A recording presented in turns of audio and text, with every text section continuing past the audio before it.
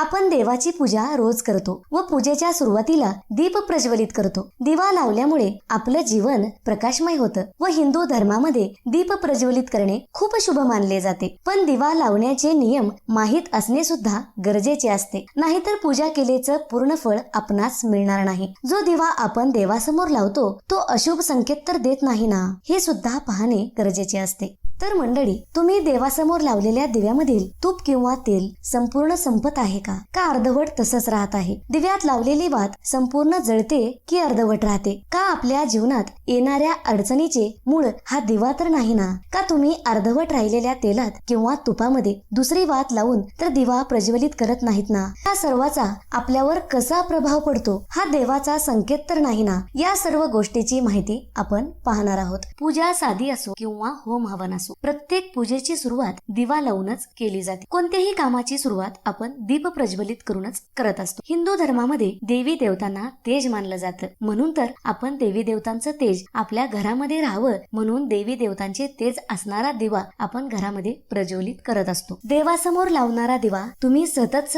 बदलत आहात का? बदलत असाल तर हा व्हिडिओ तुम्ही शेवटपर्यंत नक्की बघा, याचे कारण तुमच्या लक्षात येईल। तर मंडळी, दिवा लावते वेळी खूप काळजी घेतली पाहिजे, कारण देवाऱ्यात दिवा लावते वेळी या चुका आपल्याकडून होत असतील तर त्याचा अशुभ परिणाम आपल्यावर पडत असतो, याची आपण कल्पना सुद्धा केली नसते। कारण दिव्यातील वात संपूर्ण जळणे व अर्धवट जळणे हे वेगवेगळे संकेत आहेत।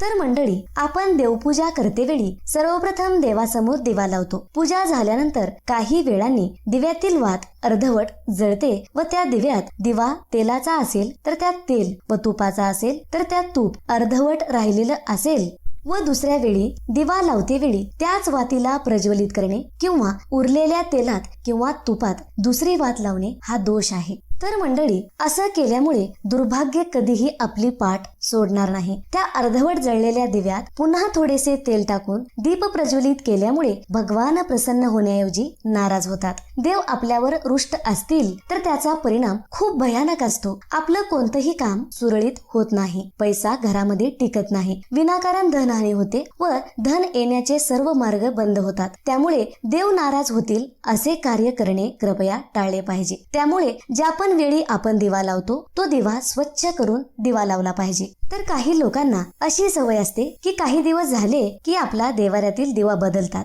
असे न करता देवाऱ्यात एकच दिवा वापरला पाहिजे। देवाऱ्यात लावणारा दिवा हा सतत बदलायचा नसतो, याचा सविस्तर व्हिडिओ बनवत आहे, तो लवकरच आपल्यापर्यंत पोहोचणार आहे।